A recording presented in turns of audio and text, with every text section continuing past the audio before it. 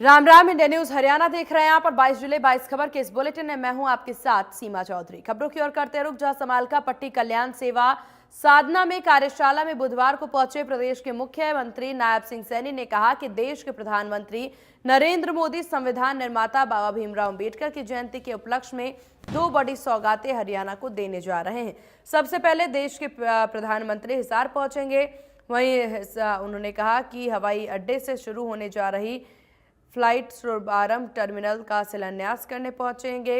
मुख्यमंत्री ने बताया कि दूसरा बड़ा कार्यक्रम पीएम का यमुनानगर में रहेगा, जहां प्रधानमंत्री 800 मेगावाट यूनिट का शिलान्यास करेंगे। तारीख को एक हमारे चुनाव लड़े प्रत्याशी, हमारे सभी सांसदगण, हमारे जिला के अध्यक्षगण, जिला के प्रभारीगण, एक बड़ी बैठक इसी के निमित्त ही आज हमने मोटा मोटा वो खाका तैयार किया है और उसको अंतिम रूप 5 तारीख को हम रोहतक की बैठक में दे देंगे।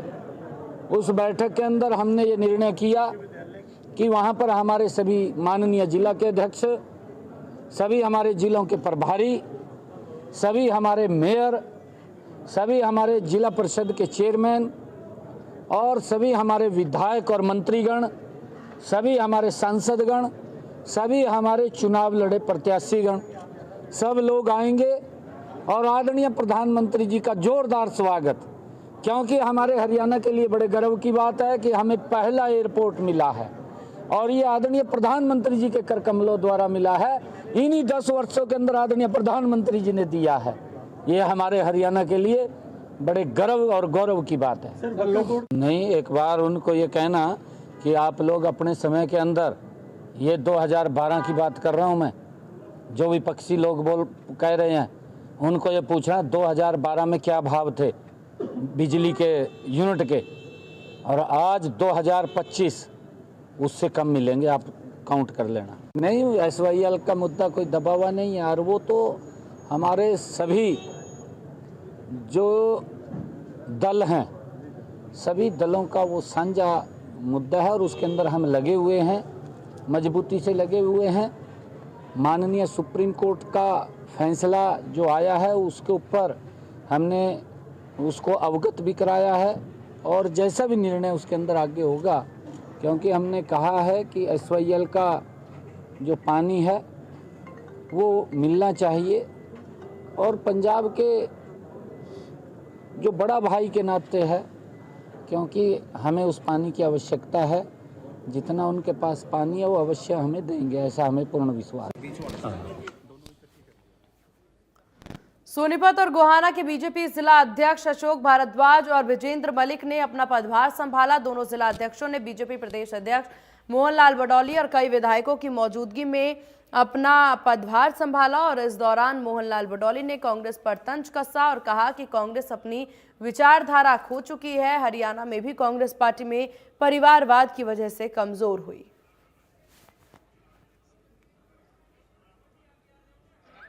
पदभार संभाला है, दोनों नए अध्यक्षों ने क्या कहा?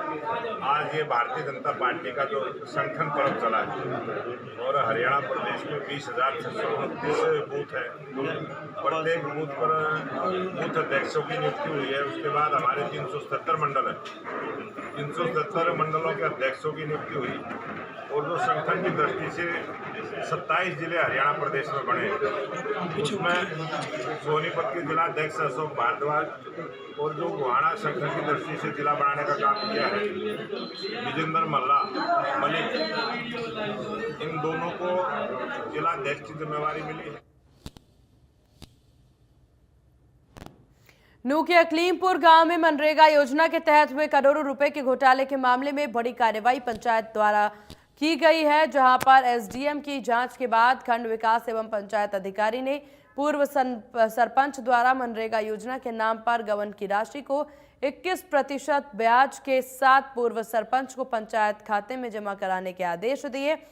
आदेशों में यह भी स्पष्ट किया गया कि अगर निर्धारित समय अवधि के दौरान राशि जमा नहीं कराई गई तो उसकी संपत्ति कुर्क कर राशि को वसूला जाएगा। प्रशासन की इस कार्रवाई से जहां पर पूर्व सरपंच के पसीने छूट रहे हैं, तो वहीं इस गबन में शामिल अधिकारियों में भी खलबली है।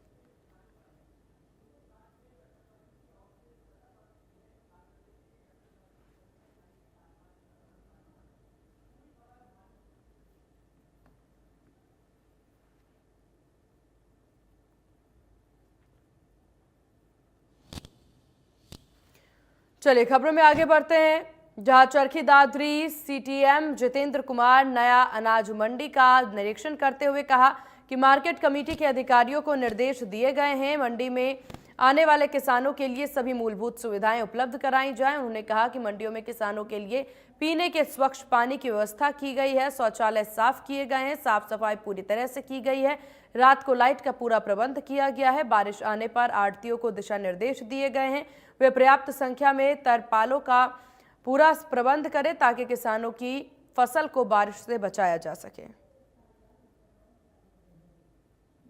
1 अप्रैल से गेहूं की खरीद सरकारी शुरू हो चुकी है। उसी व्यवस्थाओं का जायजा लेने के लिए चरखी दादरी सीटीएम चरखी दादरी नई अनाज मंडी में पहुंचे। उन्होंने वहां निरीक्षण किया, किसानों और आढ़तियों से मिलकर उनकी समस्याएं पूछी। आढ़तियों ने अपनी समस्याएं बताई, किसानों ने भी अपनी समस्याएं बताई। वहीं किसानों का कहना है कि सरकारी धर्म कांटे पर भीड़ ज्यादा होती है, इसलिए वो प्राइवेट धर्म कांटे पर जब तोल करवाने के लिए जाते हैं तो उनसे 4 से 5 गुना ज्यादा रुपए लिए जाते हैं। इसको लेकर सीटीएम ने कहा कि आप धर्म कांटा जो सरकारी है उसी पर करवाए और भीड़ को नियंत्रण करने के लिए व्यवस्था की जाएगी। वहीं उन्होंने जायजा लेते हुए कहा कि कोई भी त्रुटि यहाँ नहीं होनी चाहिए, अधिकारियों को उन्होंने निर्देश भी दिया। वहीं उन्होंने कहा कि सभी पुख्ता इंतजाम सरकारी खरीद को लेकर यहाँ कर दिए गए हैं, किसी प्रकार की भी कोई अव्यवस्था नहीं फैलने दी जाएगी।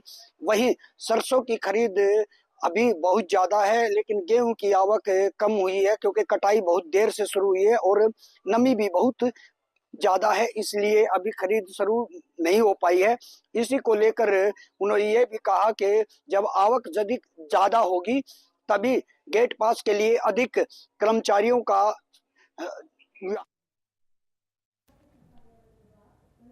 किसान या आढ़ती को परेशानी नहीं होने दी जाएगी।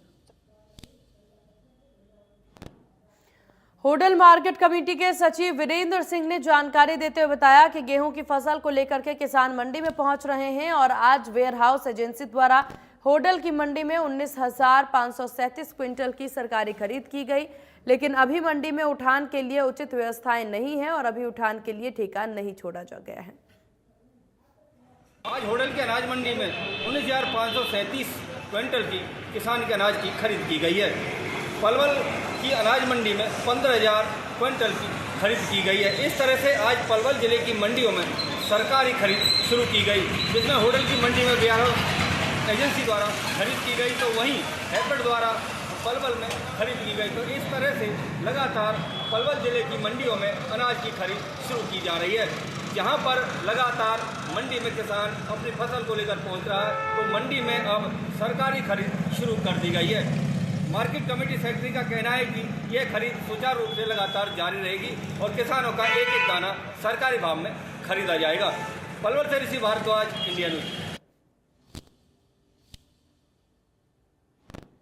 फरीदाबाद में युवती का सर कटा शव मिलने से सनसनी फैल गई। राहगीर की सूचना पर मौके पर पुलिस पहुंची, शव को कब्जे में लेकर पोस्टमार्टम के लिए सिविल अस्पताल की मोर्चरी में रखवा दिया। युवती की आयु लगभग 25 से 30 साल बताई जा रही है, जो कि एक बोरे में अर्धनग्न अवस्था और गली सड़ी हालत में मिला, जिससे अंदेशा लगाया जा रहा है कि लाश 6 से 7 दिन पुराना है। पुलिस के मुताबिक इलाके की पुलिस के संपर्क साधा जा रहा है, जल्द मामले का खुलासा होगा। तो महिला की सिरकटी लाश मिलने से हड़कंप मच गया। महिला की सिरकटी लाश मिलने से मचा हड़कंप। पुलिस को किसी नजदीकी पर हत्या करने का शक पुलिस के द्वारा जाहिर किया गया है। पुलिस और क्राइम ब्रांच की टीम जांच में जुटती नजर आ रही।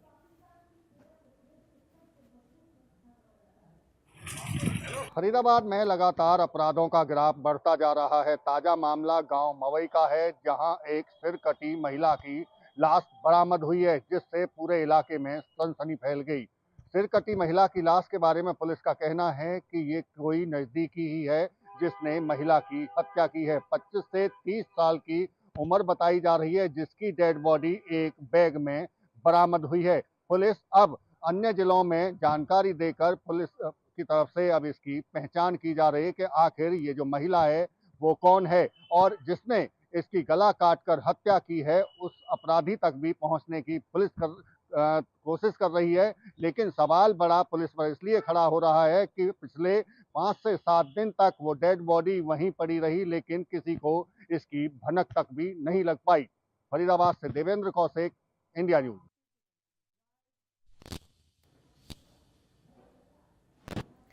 महेंद्रगढ़ के सीहोर गांव के पास जवाहरलाल नेहरू कैनाल में एक व्यक्ति के शव के टुकड़े मिलने से सनसनी फैल गई। सूचना मिलते ही पुलिस मौके पर पहुंची, शव को नहर से बाहर निकाला।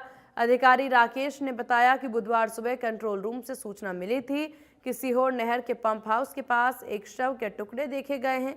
इसके बाद पुलिस और ERV 112 मौके पर पहुंची। गांव के लोग भी वहां इकट्ठा हो गए।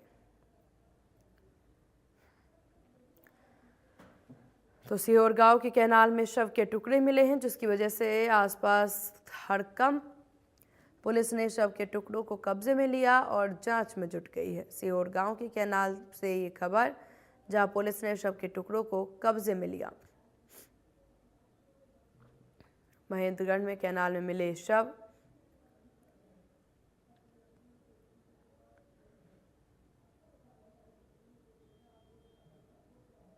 महेंद्रगढ़ के गांव सीहोर के पास जवाहरलाल नेहरू कैनाल में एक व्यक्ति के शव के टुकड़े मिलने से इलाके में सनसनी फैल गई। सूचना मिलते ही पुलिस मौके पर पहुंची और शव को नहर से बाहर निकाला गया। जांच अधिकारी राकेश ने बताया कि उन्हें कंट्रोल रूम से सूचना मिली थी कि गांव सीहोर की नहर के पंप हाउस के पास एक शव के टुकड़े देखे गए हैं। इसके बाद पुलिस की टीम मौके पर पहुंची। गांव के लोग भी वहां पर इकट्ठा हो गए। पुलिस जांच में मृतक की पहचान गांव सीहोर निवासी लीलाराम के रूप में की गई। 31 मार्च को उनके बेटे सुनील कुमार ने अपने पिता के लापता होने की रिपोर्ट दर्ज करवाई थी। उसने बताया था कि उसके पिता 29 मार्च को लापता हो गए थे और 31 मार्च को उनकी स्कूटी और हवाई चप्पल सीहोर गांव की नहर के पास मिली थी। जब नहर से शव के टुकड़े निकाले गए तो सुनील कुमार और उसके परिजनों ने उनकी पहचान कर ली। परिजनों के अनुसार लीलाराम की नहर में डूबने और पंप मोटर में फंसने के कारण शरीर के टुकड़े हो गए। फिलहाल शव को पोस्टमार्टम के लिए नागरिक अस्पताल में भेज दिया गया है। परिजनों ने किसी भी तरह की साजिश से इंकार किया है। उन्होंने पुलिस को बताया कि यह दुर्घटना हो सकती है। शव के अधिकांश हिस्से बरामद कर लिए गए हैं, लेकिन यदि मशीन में कोई और भी टुकड़ा फंसा होगा तो उसे भी निकालने का प्रयास किया जाएगा। पुलिस मामले की आगामी कार्रवाई में जुटी हुई है। महेंद्रगढ़ से कैमरा पर्सन अंकुर के साथ सौरभ शर्मा, इंडिया न्यूज, हरियाणा।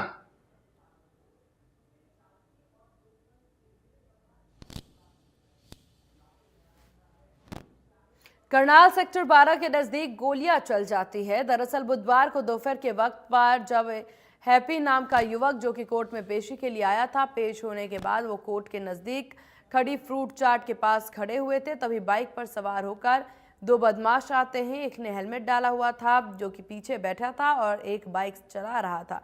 वहां पर कई राउंड की फायरिंग कर देता है और इस दौरान दो गोली हैप्पी को लगती है, जिसके बाद हॉस्पिटल में उसे भर्ती करवाया गया। तो करीब 4 राउंड फायरिंग हुई है। करनाल सेक्टर 12 में गोलियां चली हैं। कोर्ट में पेशी पर आया था शख्स, इसी दौरान चली गोलियां। तो दो बंदे थे, हेलमेट उड़े हुए थे, तो उन्होंने पांच राउंड फायर किए हैं और 2 गोली उनको लगी है। तो क्या तारीख पे आए? हाँ जी, तारीख पे आए हुए सर। नहीं सर, अभी कोई पहचान नहीं। नंबर का स्प्लेंडर बाइक। कितने लोग बताए जा रहे हैं? दो लोग थे सर। ताबड़तोड़ गोली चलानी शुरू कर दी। तो बाइक पर आए सर वो? हाँ जी, बाइक पे थे, हेलमेट पहने हुए थे। अच्छा। जो पीछे लड़का बैठा हुआ था उन्हें रेड कलर की टी-शर्ट डाल रखी थी, दोनों ने हेलमेट पहन रखे थे। तो हाईवे की तरफ फरार हो गए? हाँ जी, हाईवे की तरफ जो वकीलों के चैम्बर है ना, जहाँ से वहाँ से फरार। तो हैप्पी को कितनी गोलियां लगी? 2 लगी हैं। किसी केस में आए थे जी ये, तो 2 लड़कों ने इनको फायरिंग की। कितनी गोलियां लगी है सर? अभी डॉक्टर ट्रीटमेंट कर रहे हैं और उनसे हम जानकारी। कितनी गोलियां लगी है सर? अभी 2 गोलियां लगी हैं उनको और अभी इन्वेस्टिगेशन प्रारंभिक स्तर पर है। आप सबसे रिक्वेस्ट है, शुरुआती जांच नहीं होती, प्रॉपर जांच करके आपको बताएंगे। उस डॉक्टर साहब ट्रीटमेंट कर रहे हैं एंड कंडीशन अभी स्टेबल है, बाकी डॉक्टर साहब इलाज कर रहे हैं। करनाल में कोर्ट पर पेशी के लिए एक व्यक्ति के ऊपर जो है बदमाश गोलियां चला देते हैं। बदमाशों के द्वारा एक कर 4 राउंड फायर किए जाते हैं और उसके बाद घायल व्यक्ति को अस्पताल में भर्ती करवाया जाता है। वही सूचना मिलने के बाद पुलिस की तमाम टीमें मौके पर पहुंच जाती हैं। फोरेंसिक्स एक्सपर्ट्स को मौके पर बुलाया जाता है और पुलिस के द्वारा जो आगे की जांच शुरू कर दी जाती है। आसपास लगे सीसीटीवी कैमरे खंगाले जा रहे हैं ताकि पता चल सके कौन वो बदमाश थे और क्या।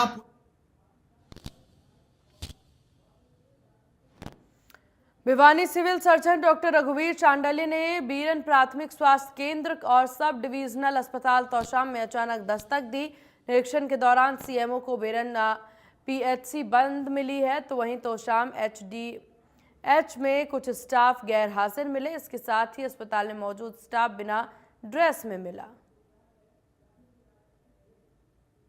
जो मॉर्निंग के टाइम से जो टाइम होता है उसमें तो इंस्पेक्शन होता ही है, ऑफ टाइम में भी, इवनिंग में भी, लेट नाइट में भी इंस्पेक्शन किया जाना है। हमारी 15 पीएचसी है जिसमें 24/7 कार्यरत हैं, और जो सीएचसी हैं, एसडीएच है, सिविल हॉस्पिटल है, तो इन सभी में रात के समय सेवाएं क्या दी जा रही हैं उसका अवलोकन किया जा रहा है। तो इसके समय समय पर हम इसका इंस्पेक्शन करेंगे। जैसे कि हमने कल जो इसमें बीरन पीएचसी में किया था और तोशाम में किया था, जो कमी आएगी वो हम सीधे ही एसीएस को और डायरेक्टर को देंगे और उसका क्विक एक्शन होने जा रहा है। तो आपके माध्यम से मैं यही बताना चाहूँगा कि जो 24/7 पर हमारी फैसिलिटीज़ है उसमें स्टाफ पूरी तरह से रहे, अपनी सेवाएं अच्छा रखे, अपना व्यवहार अच्छा रखे। सभी जो पीएचसी सीएचसी फैसिलिटीज़ में जो इमरजेंसी में 24/7 में कार्यरत है उसका नाम और मोबाइल नंबर हो। कैथल में निजी स्कूल में बच्चों को पढ़ाना जेब पर डाका डलवाने से कम नहीं है, क्योंकि निजी स्कूल संचालकों की किताबों और स्कूल ड्रेस को लेकर जो मनमानी है उससे अभिभावकों के हर साल हजारों रुपए केवल ड्रेस बुक्स और ड्रेस पर खर्च हो जाते हैं। सभी निजी स्कूलों में हरियाणा स्कूल शिक्षा नियमावली 2003 के तहत जारी विभागीय निर्देशानुसार एनसीईआरटी, एससीईआरटी और सीबीएसई द्वारा निर्धारित पुस्तकें ही स्कूलों में लगवाना अनिवार्य है, जबकि स्कूल संचालक निजी प्रकाशकों की किताबें लगवाकर कहीं ना कहीं सरकार के नियमों का उल्लंघन कर रहे हैं।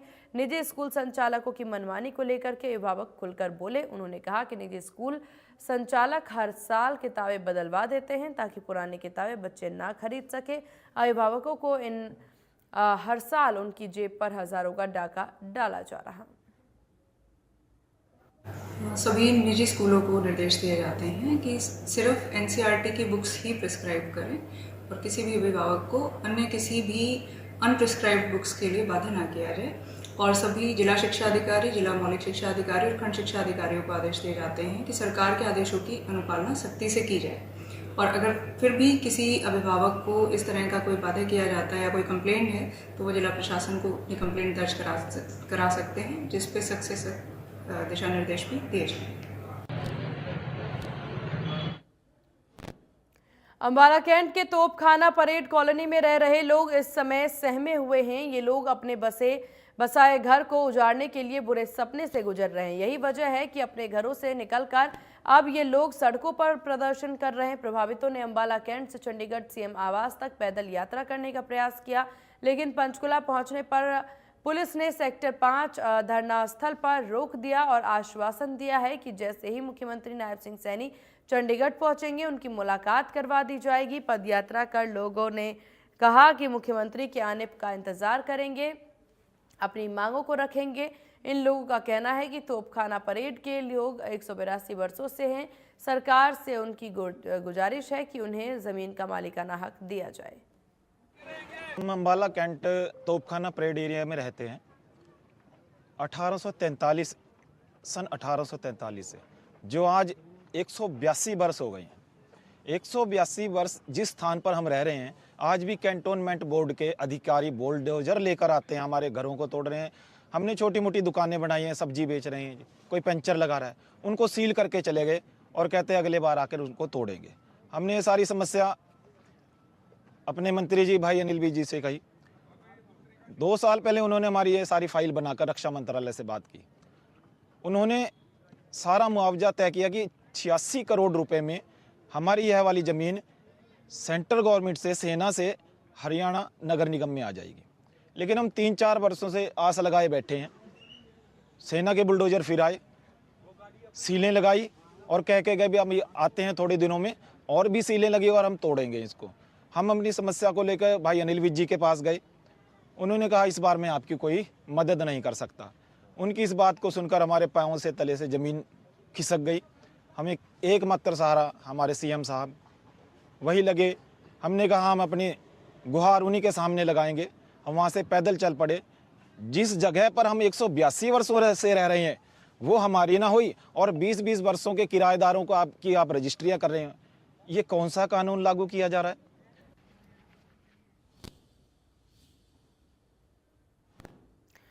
और अंबाला को बाढ़ से बचाने के लिए इस बार प्रशासन ने कमर कस ली है। अंबाला में बड़े नालों की सफाई शुरू करवा दी गई है और लोगों से भी अपील की गई है कि यदि उनके इलाकों में नालों की सफाई नहीं हुई है तो इसकी जानकारी जरूर दें। अंबाला जिला कई बार बाढ़ की मार झेल चुका है। पिछले कुछ सालों में ये दिक्कतें अंबाला में काफ़ी ज़्यादा दिखाई दी।